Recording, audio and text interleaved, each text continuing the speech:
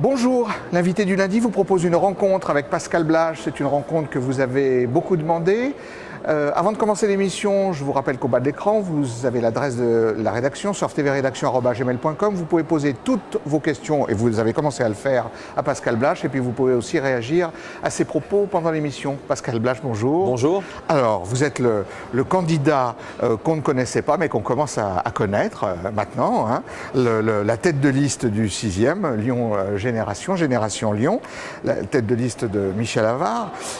Pascal Blache, je suis heureux de vous avoir sur le plateau de Surf TV. J'aimerais qu'on aborde avec vous votre programme, les gens qui éventuellement vont être sur votre liste, enfin tout ce que les Lyonnais veulent savoir en fait. D'accord.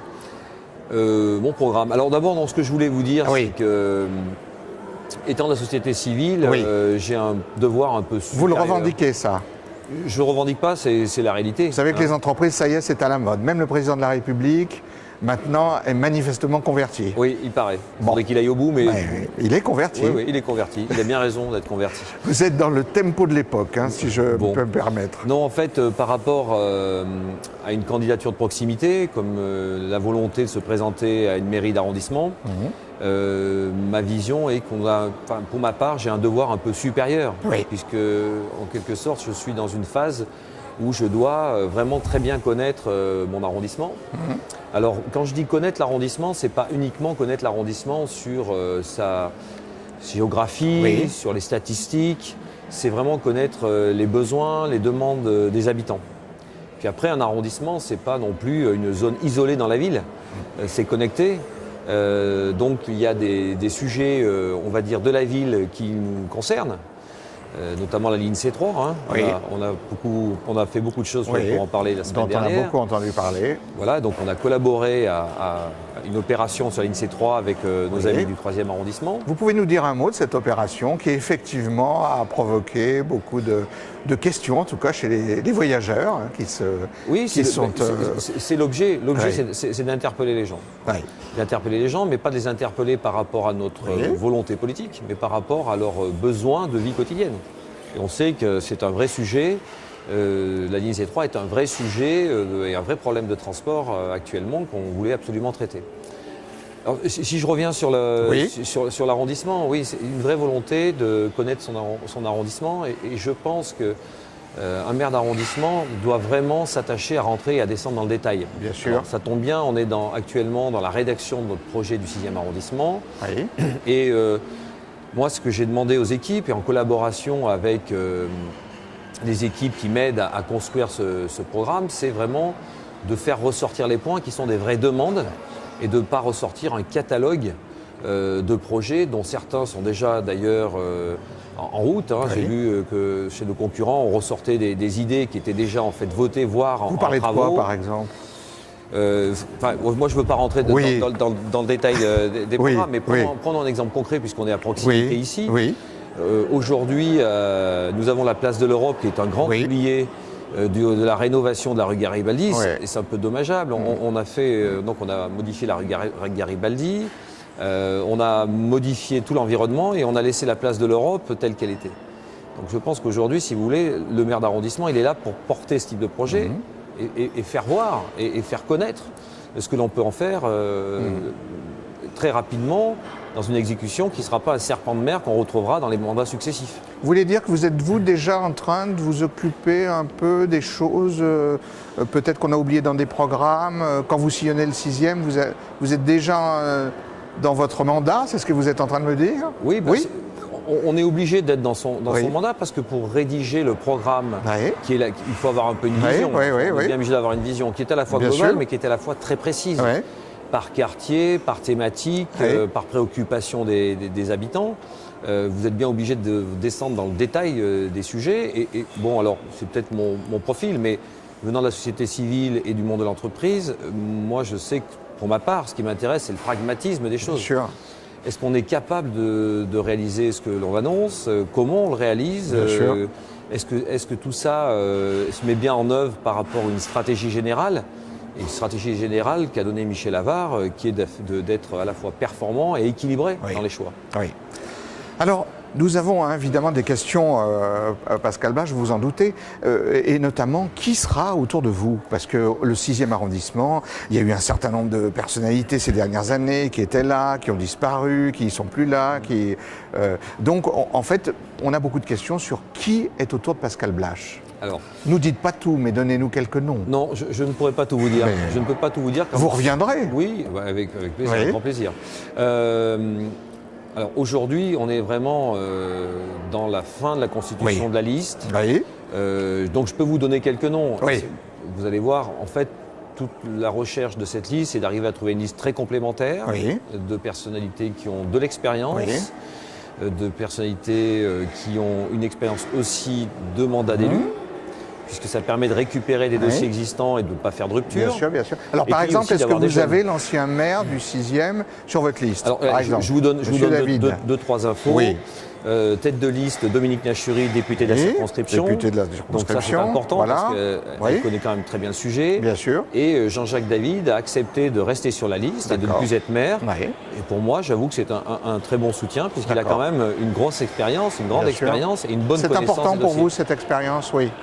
Oui, c'est dommage de ne pas capitaliser avec des gens qui ont une connaissance et un savoir-faire. On gagne du temps.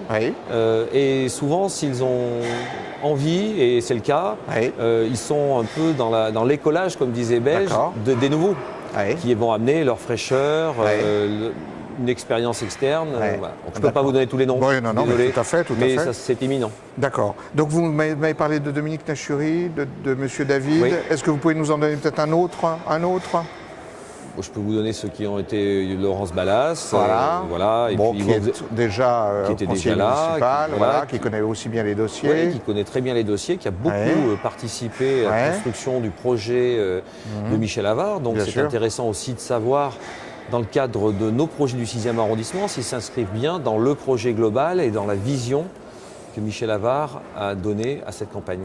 Alors, vous êtes chef d'entreprise, vous êtes en contact avec la réalité économique, vous nous l'avez dit, vous savez que ça intéresse beaucoup de monde aujourd'hui.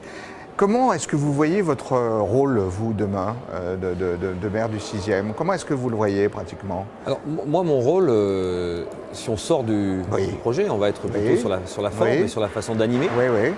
Moi, mon rôle, je le vois comme un fédérateur d'équipe, en connaissance de ces dossiers, mais en laissant beaucoup d'autonomie aux adjoints. Ça veut dire que vous leur donnerez des objectifs peut-être ou des...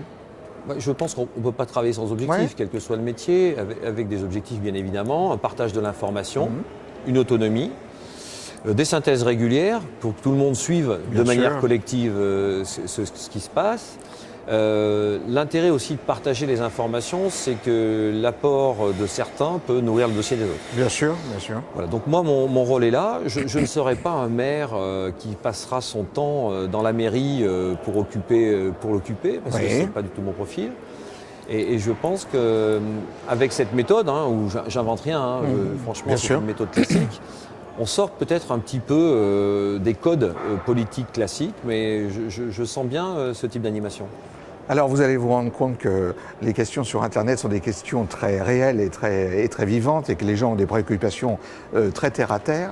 Une question qui vous est posée, Pascal Blache, c'est est-ce que, en tant que chef d'entreprise, est-ce que vous aurez le temps de remplir votre mandat? Parce qu'on sait qu'un chef d'entreprise, ça court partout, ça a beaucoup de choses à faire, ça a peu de temps. Vous l'avez dit vous-même, pendant ça vous avait fait d'ailleurs peut-être hésiter avant de rentrer en politique. Est-ce que vous aurez le temps de consacrer Alors on me pose souvent cette question. Oui. Mes amis chefs d'entreprise me posent tout le temps cette question, ce qui est légitime. Moi, j'arrive dans une phase d'organisation professionnelle qui me permet de m'engager dans ce mandat. Très honnêtement, s'il y a 5 ans, je n'aurais pas pu, je ne l'aurais pas fait. Donc voilà, c'est une organisation pour moi, et familiale et professionnelle, qui va me permettre de me libérer du temps pour être, si je suis élu, un animateur du 6e arrondissement et l'animateur, je dirais, de l'équipe. Je vais trouver du temps. Si vous êtes maire du 6e arrondissement, quelles seront vos premières préoccupations, les premières choses dont vous allez... Est-ce que vous avez déjà des idées en vous disant, bon, tiens, j'ai pensé à ça pour le 6e arrondissement? Oui, je l'ai annoncé d'ailleurs. Je pense qu'on a besoin, alors c'est un grand mot, mais de réunir, de faire en quelque sorte un peu les états généraux Oui. des associations et des commerçants. Pourquoi? Parce qu'il faut qu'on arrive à faire un état des lieux d'une demande qui est un petit peu éparse pour arriver à cibler les besoins. Il y a des problèmes pour les commerçants dans certains coins? Les commerçants ont des besoins d'animation collective. Oui. Les commerçants ont aussi des problématiques de stationnement. Vous avez pourtant de très belles avenues dans le 6e arrondissement qui sont bien dotées. Je pense au cours Vuitton, je pense à tout l'espace qui est autour de la gare des Brotteaux, qui est maintenant magnifique. Enfin, il y a de beaux pôles. Très franchement, le 6e arrondissement, vu comme ça de l'extérieur de la ville, moi je considère que c'est le 2e pôle commerce de proximité de la ville. Oui. Ça mérite mieux. Oui. Aujourd'hui, on a des commerçants de qualité, on a de belles avenues. Il faut qu'on améliore. Au cours Vuitton, vous en parlez, on a de nombreuses demandes pour réhabiliter le cours Vuitton. Réaménager. Réhabiliter, élargir les trottoirs, trouver des solutions pour que la circulation se fasse aussi bien qu'elle l'est aujourd'hui. D'accord. Toute la zone des Brotteaux, effectivement, a bénéficié du réaménagement de la place. Il y a encore des choses à aménager. Voilà, donc le commerce, dans un arrondissement, pour moi, c'est un poumon de vie, un poumon de relations sociales.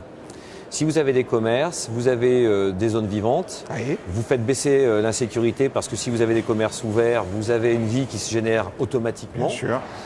Et c'est quand même vraiment le cœur de la vie. Alors je rajoute les associations parce qu'elles sont quand même très importantes. Et je voulais annoncer aussi que nous avons, enfin pas à mon initiative, à l'initiative d'autres personnes, mais auxquelles j'ai adhéré tout de suite, créé une nouvelle association qui est l'association des entreprises du 6e arrondissement, qui n'existait pas. D'accord. Et nous avons relevé dans les fichiers, alors toutes inscriptions confondues, 8000 entreprises dans le 6e arrondissement, ce qui est très très conséquent. Ah oui, 8000 entreprises, d'accord. Et c'est une nouvelle association? C'est une nouvelle association qui est née il y a un mois. D'accord. Et qui est en train de s'organiser pour trouver des complémentarités, des aides. Est-ce qu'on sait si ce sont les sièges des entreprises ou si ce sont des succursales? Vous arrivez à savoir ça? Oui, on a tout. Ça fait beaucoup, 8000. Oui, on a des sièges sociaux d'entreprises très importantes dans le 6e arrondissement. C'est quelque chose qui peut se développer? Parce que bon, qui dit siège d'entreprise dit augmentation de la richesse, diminution du chômage. Oui, alors, vous savez, moi, dès qu'il y a des entreprises quelque part, ça m'intéresse. Oui. Parce qu'il y a des entreprises, des PME, des ETI, c'est là au moins qu'on va se garantir de trouver de l'emploi. Bien sûr. Moi, là, je parle... maire d'arrondissement a un rôle... Qui est très mineur là-dedans, mais si on arrive à animer ces entreprises, à les faire se rencontrer, ce qu'on est en train d'organiser, on va se garantir de relations qui seront de toute façon très favorables et à l'emploi et à la vie dans l'arrondissement. Et même certaines entreprises nous ont déjà dit qu'elles seraient prêtes à nous aider sur un certain nombre d'animations qui peuvent les intéresser. Pascal Blache, merci d'avoir répondu à toutes nos questions, je dis bien toutes nos questions. Avant de terminer l'émission, je vous rappelle qu'au bas de l'écran, vous pouvez réagir au propos de Pascal Blache et vous pouvez aussi, comme vous avez commencé à le faire, poser des questions à Pascal Blache. L'invité du lundi se termine. La semaine prochaine, nous aurons un autre invité. À bientôt.